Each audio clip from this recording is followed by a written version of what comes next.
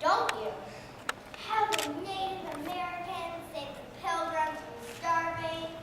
How the Pilgrims held a big feast to celebrate and say thank you. Turkey, pumpkin pie, cranberries. Well, listen up. We have a news flash. We almost lost Thanksgiving. Way back, when skirts were long and hats were tall, Thanksgiving was fading away.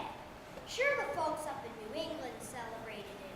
They'd roast a turkey, invite their relatives when the harvest came in, but not in the South, not in the West, not even in the mid-Atlantic states. More and more people ignored the holiday. Thanksgiving was in trouble. It needed a superhero. No, not that kind of superhero. Thanksgiving needed a real superhero. Someone bold, brave, stubborn, and smart. Thanksgiving needed Sarah Hale. Now I know what you're thinking. She doesn't look like a superhero. She looks like a dainty little lady. Never underestimate dainty little lady.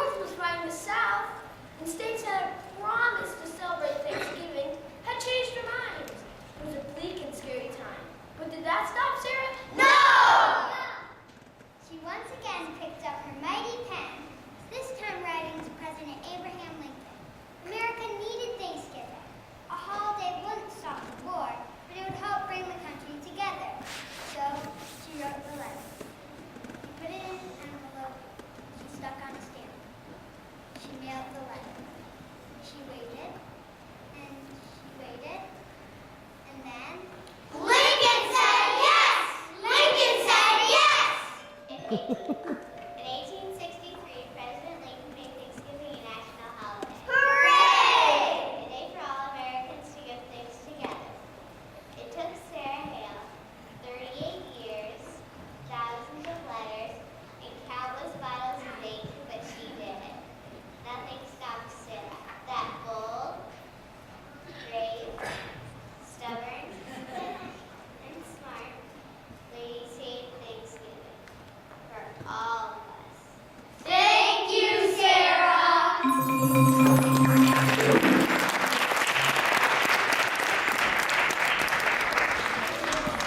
My favorite Partridge tradition is when the